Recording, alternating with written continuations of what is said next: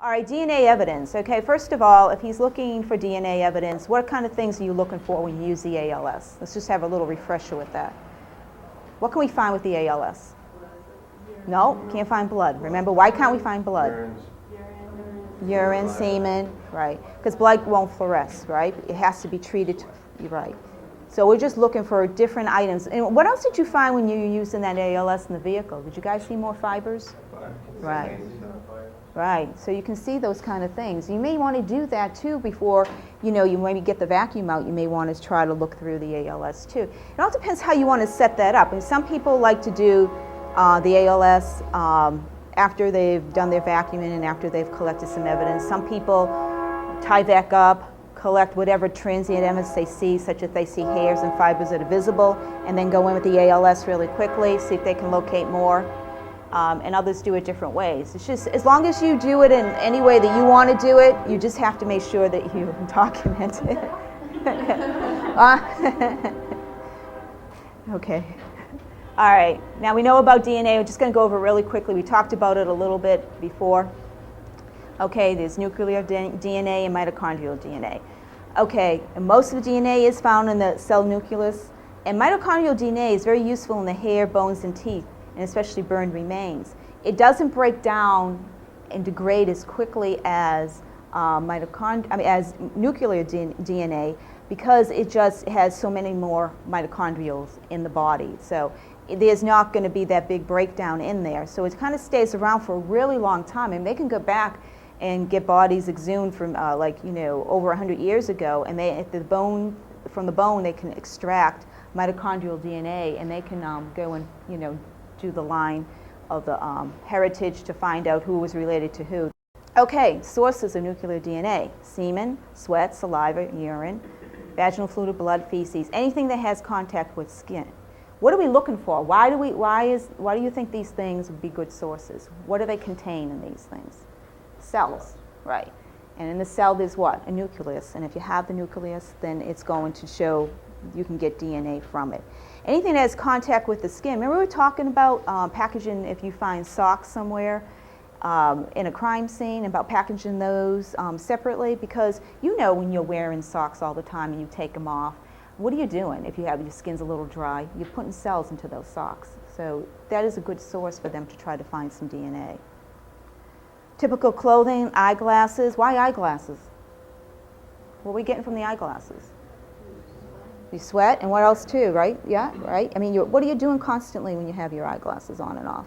You're taking, right, cells from your face off there, your sweat glands. Okay, hairbrushes. Hairbrushes are excellent, especially if somebody is a missing child. If you go into the home and ask the mother, what brush have you been using on your child, and you obtain samples of that hair, that will help later in the identification. Also, baseball caps. Ski mask. I mean, ski masks are the best source of finding somebody, especially they sweat, they get rid of that ski mask. There's tons of cells in that mask. Cigarette butts. Those are overlooked a lot of times on crime scenes because people just think, somebody just smoked and threw it there from some, maybe one of the, cops or one of us around there. But I collect those all the time. Drinking cups, bottles, stamps. Even though we talk about stamps, we know the kind that you peel off and you put on now, but some people touch the back of those stamps. Sometimes they can leave fingerprint marks on those stamps too. Envelopes, people still look envelopes. And bite wounds. All right, this is exactly what will kill DNA: sunlight, heat, and moisture. When the OJ case, just to get back to that, when Dennis Fung walked to his car and had blood in a plastic bag and then put it into the trunk of his vehicle, that was the end of that because of all of these conditions happening to that. Okay. DNA may survive laundry procedures. They say sometimes because they can't say it's going to do it all the time. They may never, you may give them the one sample they can't get the DNA from. But does that mean that you don't collect that clothing? No. Make sure that you still collect it. Same thing with super glue and something. Again, like I said, they don't like it, but they can still get DNA from it. And also from fingerprint powder sometimes too. They put this sometimes in there because there's always going to be a case where they're not going to be able to get any of that, of the DNA. But I always submit everything I can. Okay, again, cross-contamination, gloves, Tyvek, collect the entire item when possible, collect all blood from one donor before be collected from another blood source. Beware of bloodborne pathogens. And use the DNA collection kits. Has anybody seen those collection kits we have for the DNA collection? It's just in the, I think Searchy has them. These aren't them. But I will have them out on display for you. Basically, they come with sterile swabs and little ampules of water and a cardboard box that you put together. And then you put one, once you use swab, you break it off and you put it into the box one way and do another sample the other way, and it folds it up and it lets it, breathe the whole time. So, and we're going to demonstrate those, and you guys are going to practice doing that.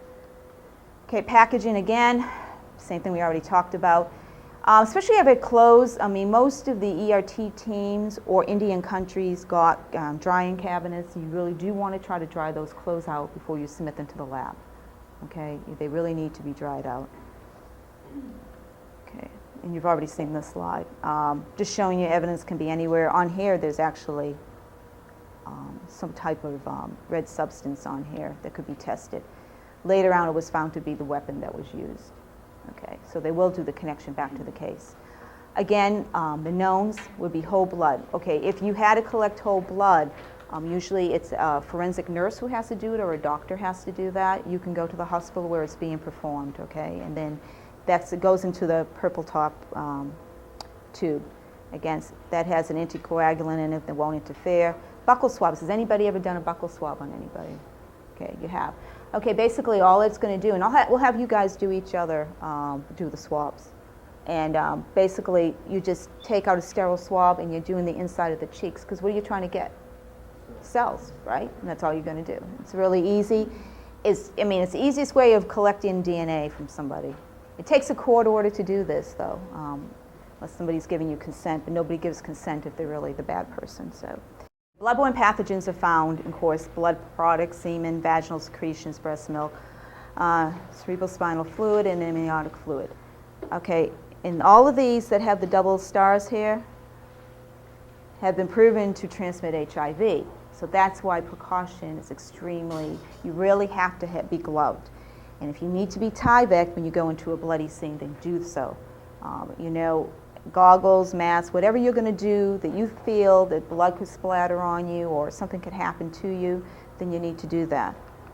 Okay, again, we'll talk about just saying what bloodborne pathogens can carry.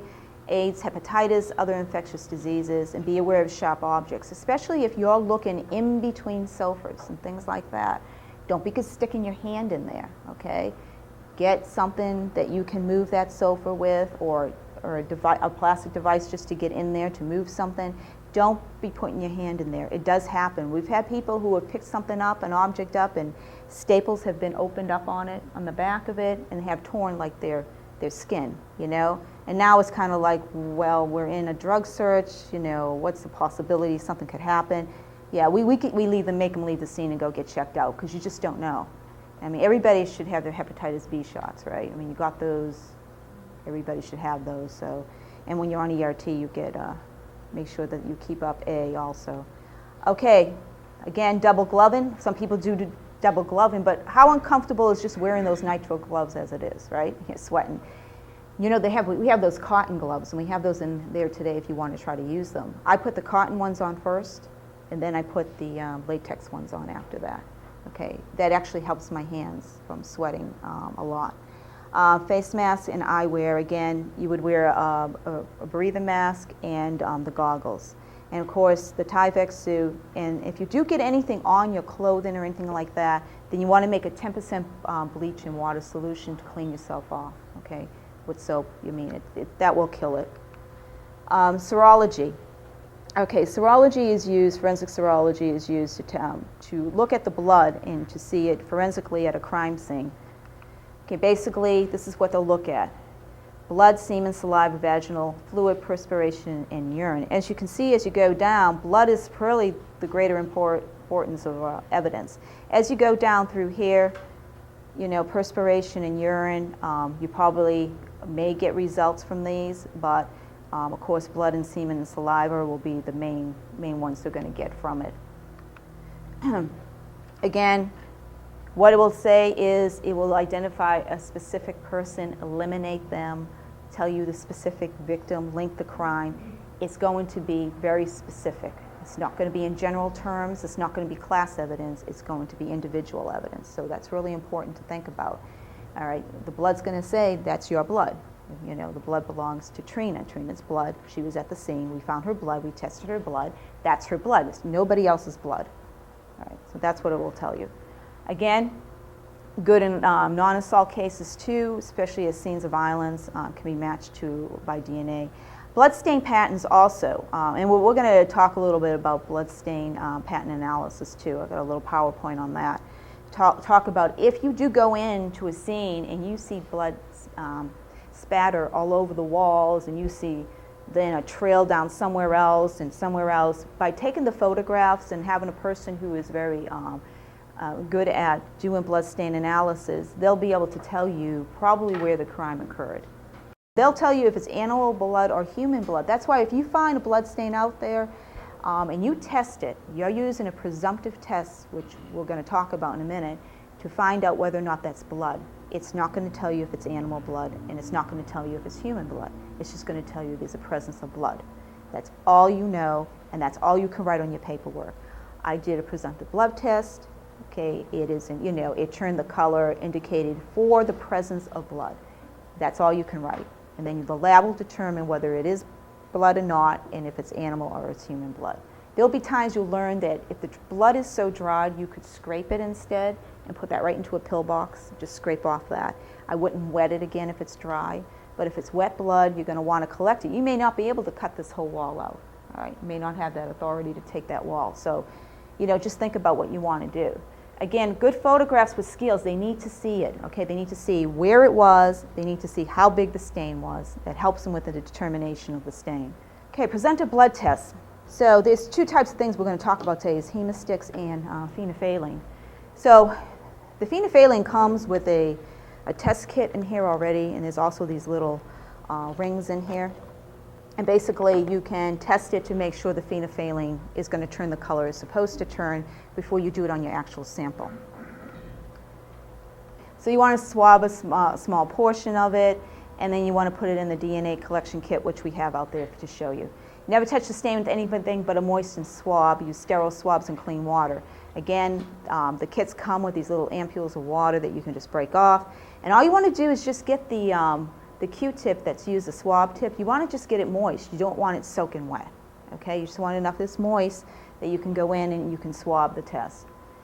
Okay, again, let them know what you did.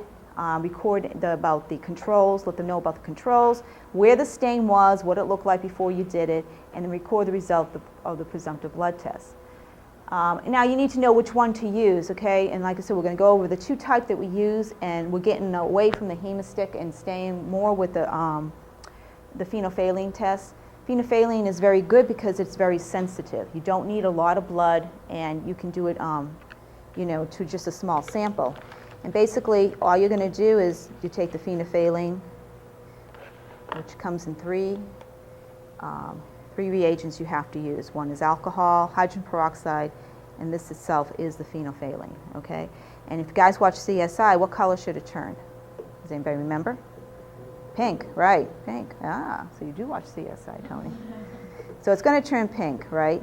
So you just want to make sure that you just follow the directions of the bottle. We actually put the numbers on here all the time. When we open the kits up, we number which one to go first, second, and third, all right? And that way, you know, we kind of know what we're doing, because it's so easy to pick up one of these bottles and not pay attention to it. Again, and with the Hemastix, and I'm not going to demonstrate now because I want you guys to practice that when you get in there. And the Hemastix, again, that's sensitive, but it's not specific. What is Hemastix used for? Does anybody know? You can buy these in the drugstore. Go ahead. Right, and especially where? In the urine. A lot of people in this, right? Well, yeah, in the stool too. But people use this, buy it at the drugstore because, you know, they have to keep track to make sure there's no blood in the urine or even in their stool. And the color it will turn is green. Phenolphthalein, you're going to drop a couple of those onto the swab, okay, and then hydrogen peroxide, and the pink color should appear immediately. If it doesn't, that means there's not any blood there. Okay, so you have to then say, I tested for phenolphthalein, presumptive test on this red stain at this location, did not turn, you know, pink, the color for the test. So you have a negative result for it. Does So you just want to make sure if you're testing anything, and even if it's negative, make sure you document that on your admin log, or you can document it on your evidence log, whatever you're doing, okay? So make sure you document it somewhere that you did the test and it was a negative result. Okay, and this is what it looks like. It glows that pink. Okay? It's pretty easy. Okay, that's just swabbing an area there. Now Hemastix again, test blood in the urine, drugstores, easy to use, easy to carry. I mean, it has an expiration date on there, which is like, 2 or 3 years down the road. This is the only thing it does do, though. It does destroy the DNA and gets more false positives tests than results. So it's going to tell you it's blood, but guess what you can't get from it? DNA. So that's why the phenolphthalein is the way we're going with now, because of that result. And that's all it does. It also, like vegetables will react with Hemastix also. Some of the vegetables we've tried. Radishes do it, and I forget what the other one does it, but it actually will turn green. So that's why you get false positives. Just to show you. So again, you don't take the stick and you don't dip it into the substance that you're trying to find out whether it's blood or not. You've got to put the sterile swab again and touch it to the Hemastix, and then if it turns green rapidly, it's a good indication that it is blood, but you're still not going to get any DNA results from it. We talked about before, if blood doesn't luminesce, okay, the properties of blood will not luminesce. So you have to treat it chemically for you to see it. You may see dark stains, but again, you try the presumptive blood test, okay, and that could be your first indication that there could be blood there. But what happens if the wall has been painted over or the crime scene has been cleaned up? Okay, we need to find a way of maybe trying to detect some blood. So we try to locate it, and we use 2 reagents called Luminol and Fluorescein. All right, and just for it's very easy to do this. They don't want you to do a presumptive blood test before this, or use it as a presumptive blood test. Some people have used Luminol to do that, but there's too many of the false positives doing it. Also, what you'll see today, there's chemicals that will react to the luminol that will look just like the same if you thought it was blood. So we're going to do that experiment today too. So you don't want to use it as your presumptive blood test. You want to use either the phenolphthalein or the Hemastix, and like I said, we're going more toward using just the phenolphthalein because, as you saw some of you with the Hemastix today, it didn't quite react to some of the blood in there. Okay, luminol produces its own light, okay? Once we spray it on an area that we're looking to detect any blood, it will glow. And similar to the light produced by fireflies, and hunters use that to track their prey. If they're out and they're deer hunting and they have shot maybe and think they have wounded the animal, they will spray it on the trail and just see whether or not it will glow. Also, it's been used by law enforcement since 1930, so we know it's a good tested product. Also, it's very sensitive to small quantities of diluted blood, and it can also find blood stains on washed clothes and underpainted walls. Okay, so that's really important. It does not destroy DNA. That's another important fact of it. Okay, and its application is so easy. You'll see today when it's demonstrated, it's just one spray bottle. That's all you have to do is put it together, mix it, and then just use it. Disadvantages, has to be total darkness. So it has to be totally dark inside the room, which is hard for what? Photography. Makes that very difficult. In your books, there shows you a section on luminol, how to photograph if you're using luminol. If anybody wants to try that, when we're doing the practical in there, you're welcome to set up a tripod and try to see if you can photograph. And the glow does only last for a short time. So what you may want to do is go in and spray, find the areas where you think the blood is, or the substances we believe to be the blood, circle that area, then set up your camera and get ready to photograph it, because you're going to spray it again. The more you spray it, what's going to happen to that sample? You're going to keep diluting it, okay? You have to be careful about that. Okay, it will glow blue. Let's talk about the safety issues. You got to make sure today, if you do want to try to use it, that you're wearing gloves and you're careful doing it. It causes all kinds of different things can happen to you, okay? It's a chemical. Just think of it as being a chemical. So what's that mean? Well, if you have to have the room dark, okay, does it mean that you're going to close yourself off to your air supply? No, okay? Don't be shutting everything and not having some air come in there, okay? You can contain that room. Otherwise, it does affect you. You'll smell it, you'll feel it, and you'll get sick from it. So just make sure that, you're careful about using it. Okay, and this is an example of what it's going to look like when it does glow. Okay, it's very distinct in color. You can't get it confused. Okay, fluorescein. That's like the bright green you'll see in the antifreeze, when your car's breaking down, and that's that big puddle of green, that's sitting underneath there. Doctors use it on scratches of the cornea. Advantages, again, it's very sensitive to diluted blood, and it can find blood stains under the painted wall, and it does not destroy the DNA. Again, the disadvantages, it's pretty new. It's been used since the 1990s. Still more testing is being done on it to see whether or not, how well it works. Again, it's not reliable on some surfaces. It reacts with brown paper, so that could be a problem, okay? And you have to have an ALS, which means you have to have what? Electricity, right? So unless you have your little handheld ones, which are good just to find things, but the ALS, the big one that we showed you, is the one you're going to have to use. You need 2 spray bottles of the fluorescein. It's fluorescein hydrogen peroxide. Okay, so hydrogen peroxide has many uses, as you saw in the phenolphthalein and this, and also in dyeing people's hair, right? So it's pretty versatile looking, chemical. So anyway, low light but not total darkness, and it lasts for a very long time, okay? The glow will stay there, not like the luminol, which will disappear pretty quickly, and you'll see how fast the luminol does disappear. And to photograph it, of course, if it's going to emit longer, you're going to have a better chance of photographing it. Okay, a thin layer is sprayed where the possible stain is, and once you spray that, use 15% solution of hydrogen peroxide over that, and the reaction then will light, and only under what? The ALS. Okay, so you have to have the ALS on.